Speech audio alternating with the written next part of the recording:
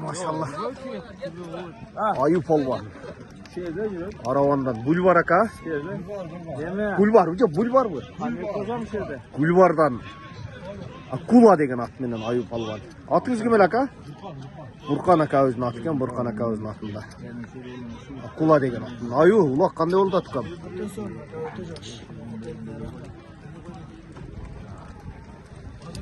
Satılar. Baksana.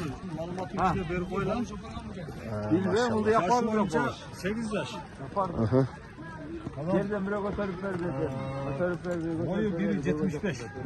Beni koyar gerekse palvanın şahsında var. Bilmiyorum. Ulağı var. Ya palvandan mızak. Baktığımız okşayacağız insan. Zor. Palvan ortada öncümde var. Palvanlarından neden sen buraya gel bana. Akçaсын қанша dediniz aka? Жақын 8 yaş ha? Өзбекстандық достар, Өзбекстан туғандар, жақсы ат іздегендер, Акула деген атты көріңіздер. İçip boyu 1.75, 8 yaş. At zor at eкен, жақын жері 7,5 мың. Қайырлы көрсеңіздер Бурқан аканың. Просто аю, çoğun da аю. Аю сәл ордық қылып қойады, размері çoğun болып жатады, машалла.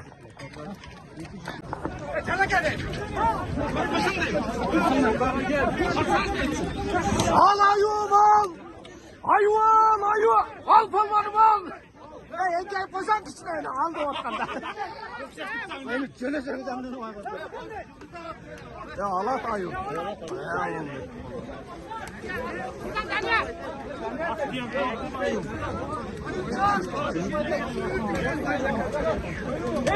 Zaman devam edelim.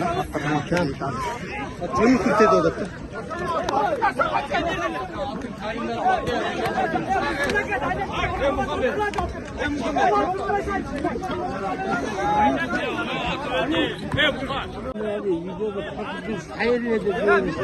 Hayır, palvanda kat hayır.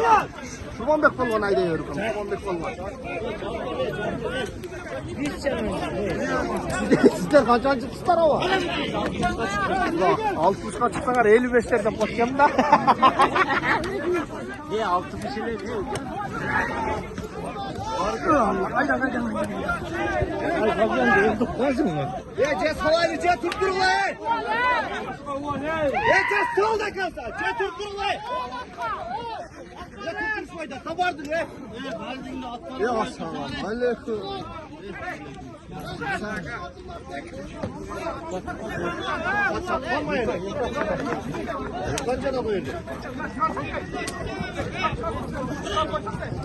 Adam çıktı ya, at koy ülkesine adamı çıktı mı?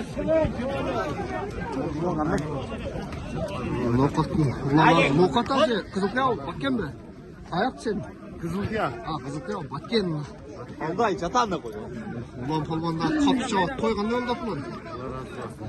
Ulakkan ne oldu lan? Zor oldu da. Racir degen şu olada. Kırgızlar şimdi atölyeler var. Ay maşallah. Allah razı olsun.